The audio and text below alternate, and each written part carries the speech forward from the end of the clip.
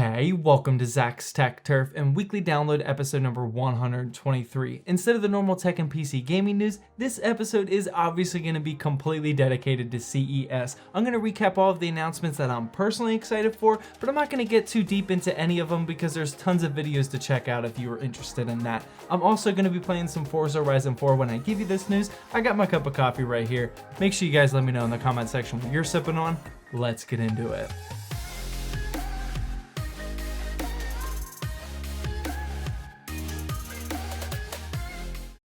Alright, so to start off this massive list of CES news that I'm personally excited for, as expected, NVIDIA unveiled their new RTX 2060 graphics card, which apparently will be priced right at $349. This price is obviously really high for an X60 card, but I think we're all starting to grasp the concept that RTX cards aren't priced the NVIDIA normal way anymore. This RTX 2060 is rocking 6GB of GDDR6, 1920 CUDA cores, a single 8-pin power connector, and it pretty much matches the GTX 1070 Ti in terms of performance, but of course, it also has ray tracing. Sticking with the NVIDIA news, definitely hands down by far my absolute favorite news from CES this year is that NVIDIA also announced that they are officially supporting certain FreeSync monitors, and drivers will launch just in a few days on January 15th. So far, they've said that 12 of the 400 tested FreeSync monitors are quote G-Sync compatible, which means that once the driver becomes available, gamers will automatically have G-Sync enabled, which is pretty cool. For those of us with FreeSync monitors not on this list who own a 20 series or 10 series GPU, after the driver update, we'll be able to manually go into the NVIDIA control panel, flip the switch, and test it out for ourselves. I honestly can't express how happy I am about this because years ago, I invested in this really nice ASUS 1440p 144Hz FreeSync monitor that I haven't been able to use with adaptive sync because I've had a GTX 1080 Ti and now an RTX 2080 Ti to go along with it. I'll definitely be letting you guys know how this performs in the very near future. With the NVIDIA news out of the way, it's now time for AMD to step up to the plate, and the first thing they announced at CES was their new 7nm Radeon 7 graphics card coming in at $700. This Radeon 7 is a bit interesting because during the entire announcement, Lisa Su stated that it's competing directly with the RTX 2080 despite them both launching at the same price point. This didn't make any sense. AMD had to post some sort of advantage, didn't they? Well, the quote-unquote advantage is that Radeon 7 will be rocking 16GB of HBM2 VRAM with a 1TB per second bandwidth speed that I honestly don't think any gamer should really care about. No game in the world right now is going to utilize that amount of VRAM at this spec of a graphics card, and with it being the same price as the RTX 2080, then why wouldn't you just buy the one that's rocking DLSS and RTX features? It's all a bit confusing to me. Maybe we'll see a cheaper 8GB version in the future, but as of right now, I'm just not that excited for this graphics card. Sticking with the disappointing AMD news, they also partially unveiled their new 3000 series CPUs, and after you stop reading the exciting headlines, here you can also realize that there's not much to be excited about, at least not yet. On stage, Lisa Su showed an 8-core, 16-threaded processor competing and actually beating Intel's 9900K, but it just didn't seem like they had enough data to present in this keynote. They did say that the processors will start to launch in mid-2019, but as of right now, they couldn't even show us a 16-core model that we were all hoping for. The actual CPU chip that she did show us definitely shows potential for them to throw another die on there with 8 more cores, but I don't think that they even had a pre-production model that was capable of being tested on stage at this time. Kind of a bummer if you ask me. Switching over to Intel's news, they have finally announced their 10nm production has reached HVM or high volume manufacturing, and that we should start seeing Ice Lake processors in the holiday season of this year. These new Ice Lake CPUs are rocking Intel's Gen 11 graphics and are more power efficient than ever. This is obviously a step in the right direction, which we've all expected for quite some time now, but once again, nothing crazy and not something that I'm insanely excited for or anything. Moving on to some non-keynote news from the bigger companies, Alienware showed off their new insanely spec laptop that's aimed at replacing your desktop gaming PC, but for real this time. This super sleek looking, not so thick laptop is rocking desktop versions of both a 9900K and an RTX 20 series graphics chip, and guess what? It's actually legit upgradable. As you can see from this disassembly photo, these are full-size CPU and GPU chips that you can easily swap out when it's time to upgrade. This is a feature that PC gamers have, to be honest, always wanted in gaming laptops, and although this Alienware model that's also rocking a 1080p 144Hz display is probably going to cost a fortune, fortune, this is some technology that we should all be excited about. Next up, Razer splashed into CES this year with yet a new peripheral that'll actually be available for purchase this time, a gaming monitor, go figure. This here is called a Razer Raptor, and it's a 27-inch IPS 1440p 144Hz FreeSync HDR gaming monitor. Yeah, it sounds pretty much perfect on paper, especially because of the FreeSync news that I talked about earlier. This monitor is very slick looking, being all matte black with a thin bezel, and of course RGB underneath the actually pretty impressive stand. It is expected to launch later this year at $700, so I probably won't be picking this one up, but I'll definitely be excited to see what others think about it. Moving on, HTC finally announced a new VR headset called the Vive Cosmos, and it features a design that apparently won't rely on external base sensors like the rest of the PC VR headsets do currently. We didn't get a whole lot of more information about this headset, although it is looking like it'll have a flip-up screen so you can see your surroundings without taking the headset off, and it may just interface with your smartphone as well. Pretty cool. ASRock made some impressive headlines as well, as they announced and unveiled the first STX AM4 motherboard, which is much smaller than the ITX motherboards that we're all used to seeing. They showed off this new motherboard inside of a new small form factor PC, the Desk Mini A300, and this barebones system will only cost $120, which sounds pretty cool. This super small motherboard does eliminate a PCIe slot, so that means that you'll have to run an AMD APU with built-in graphics. It also has 2 M.2 slots and 2 laptop-sized RAM slots, which is a pretty neat idea. I don't know about you guys, but I kind of have a feeling that this product will become super popular because of the form factor, not for gamers obviously, but it looks perfect for a home office workstation or even in your home server suite like the Intel NUCs do. Next up, HyperX showed off a new gaming headset that tracks your head movements in full 360 degrees, which also looks pretty interesting. It's called the HyperX Cloud Orbit. It's packing 100mm drivers, and it's apparently pinging your tracking location 1,000 times a second. I'd be curious to see in the future what games this will react with, so we'll have to keep our eyes out on this technology. And finally, the last piece of CES news that I personally thought was very interesting. Remember, I'm making this video on Thursday, so I may miss some things on Friday, but Elgato displayed their new Elgato Key Light, which is a desk-mounted light for streamers, which actually looks pretty useful. They say it'll produce less heat than a typical softbox. It's actually software control, which is perfect for streamers, and it'll launch next week at $200. It's definitely expensive, but I think high-end streamers will definitely utilize it because of its mountability on your monitor and because of its portability. Well, that wraps up this special CES episode of Weekly Download number 123. Now feel free to head on over to one of these two videos if you haven't seen them yet, and definitely hit the subscribe button because next week I still don't have my upload schedule planned, but it's definitely gonna be good.